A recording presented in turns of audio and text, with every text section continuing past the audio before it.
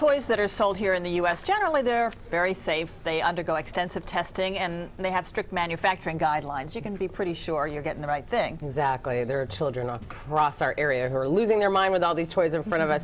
Still, some toys are the cause of children's injuries, even deaths every year. So with so many toys being bought this season, how do you know what's safe and, more importantly, what is not?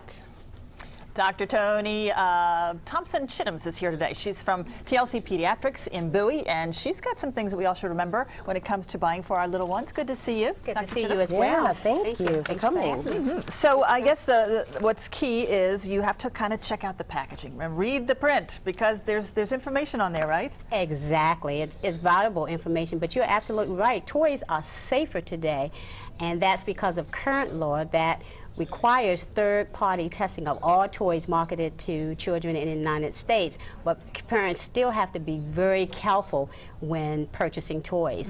And looking at that label is very important. Okay. And how about that age? I mean, because I have a 3-year-old nephew who's I consider extremely intelligent, and so I will get toys for him that are, I mean, I'll check to see if there are moving parts or, you know, pieces he could choke on, but I do think that some of the older toys he's ready for. But is that something that we have to be really strict about? Really strict. It should be so I'm being a bad aunt.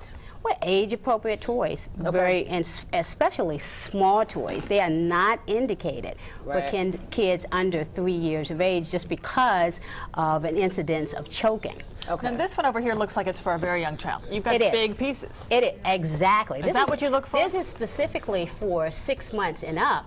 And so when you purchase toys for them, you want something that, of course, is large enough for them to grab, nothing that's going to poke them, of course, nothing that's toxic, because the first thing, they're going to put things in their mouth. And more importantly, be careful with toys that have very small, loose parts like button eyes. All right, look at this one in the front here that you brought. That one looks like it's got small pieces. Okay, I'm going to move this one for the camera. Yeah. I can't reach. Do all those little pieces come off? They do. Oh, so that's all. Okay, here, help me out. To take it even further, He's looking at me like, I'm like, it's okay. Not only is this small piece, but it's magnetic.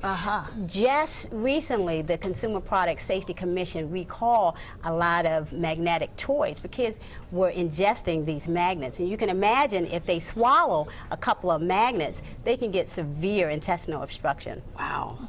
How does a parent even keep all those pieces together once they get? I mean, if you take this plastic off and you get it home, everything is going to be all these little pieces everywhere, right? Yeah. I just feel like they'd be everywhere. Everywhere. What's up with the, because I got to know.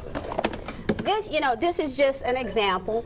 You know, if you're buying small toys, if they can pass through that toilet paper roll, then the child is at risk of choking. This is a toilet paper roll. You thought it was a kazoo, right? I'm like, so what are we, like, making toys at home? I seriously thought the doctor had come up with a really great idea. But this is a great idea. So if you can pass a toy through here, it's too small. Exactly. Okay. The toilet paper rules. Such as these jacks over here, right? Exactly. Okay. So you get little pieces. You're good. And these are actually big jacks. But look, pass right through. Right through. So I wouldn't want my 3-year-old and anybody below that to play with that. Okay, so now what do we have the crayons up here for? Crayons, crayons are great. I think they're, great gifts. However, be careful with crayons because some crayons can be toxic. If you look on the back of that box, this one in particular, it says ACMI, which means Art Creative Material Institute Certified. That means that a board-certified toxicologist have really examined those crayons. And right there. Exactly. Oh, it looks like AP in the middle, and then there's words around it, ACMI. And so those crayons are non-toxic compared to those crayons. Guess what's missing? The label is very vague. Now, no who would know to look for that? Who would know to look for that? That's the fine print. Yeah, that's why you're the doctor. So do you stay with a national brand like Crayola, like Fisher-Price? Are those good indicators of what sometimes cheap is not always the best answer. Certified or conform to these standards. See, this one doesn't have it. Right. No. Right. And this one has it. Oh, who would know that? Be very careful. Good okay, point. What else very do we have careful. Here?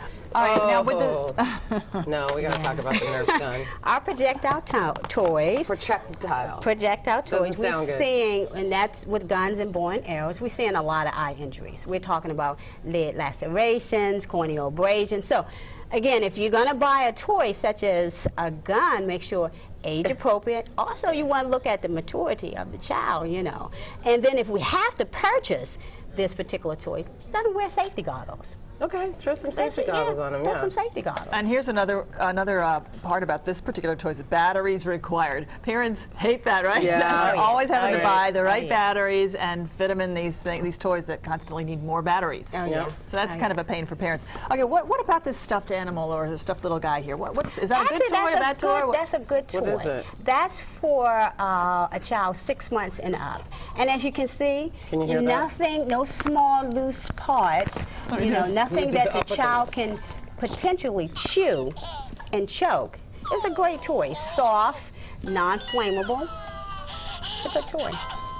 It got our attention. Look, we have totally lost track of what we're talking about. Now that's a perfect thing for a child that's small enough to be in a crib, right? Because Exactly. it's soft and Exactly. cuddly. It's And soft no and cuddly. sharp parts, no pieces to come off. Exactly. Right. Exactly. Non-toxic, I guess. Exactly. Okay. And now, I see the safety helmet too, so here's the deal, right? You get the kid the bike, get the kid the helmet. Exactly. Ride-on toys, as pediatrician, we promote kids getting out, getting exercise, and if we're going to get ride-on toys, make sure they have a helmet, as well as wrist pads and, you know, elbow pads, knee pads. Just make sure that they have the proper safety equipment that goes along with the ride-on toy. So that would be for a skateboard type toy? Absolutely. Absolutely. Like the razors or the roller blades? Especially. Any of that kind of thing? What's wrong with Dora? Dora, that's fine? actually a good toy. I just wanted to point out a label on that particular toy. If you turn it over, Stand by, I'm turning it over. Right Here? there. Exactly. Okay. And it says conform to the safety requirement of ASTM, which means American Society for Testing and Material. That means this particular toy has been through some rigorous testing. And there you go. Look at all that. the standards. I feel like Vanna White. Look at that. Yep. All the standards of, you know, federal safety. Federal guidelines for toys. And then it has a consumer assistance number over here. Yep. So Yep. yeah, if you got a problem or a question, you can call them up. You can call them Hey, up. what's going on with this She's toy? She's not working. Oh, Press she does. tummy. Yeah, press it. There you go. Oh, okay. And her eyes go up. Let's let Dora have her time. I shouldn't have pushed that button. Okay, moving. Okay. Quickly, the telephone. Any pointers about that? That's a safe one. But be careful with toys, or be look aware at of toys that. that have long cords or yeah. strings. That could be a 'Cause choking hazard? Well, no, you imagine if you have a 12-month-old and they're learning to walk, they can become entrapped in a toy like that and have a severe fall. Right. So the cord should be less than 7 inches. That's, you know, so Less it's than 7. Less This than is longer 7. than That's 7. long. Exactly. You may want to This is clip it a longer. little bit. Okay. Yeah. Yeah, that always scares me. And the banging toys over there, like the ones you have to hammer in place? Or Yeah, that's a great what's toy that again. called? Whack-a-mole or something? Something like that.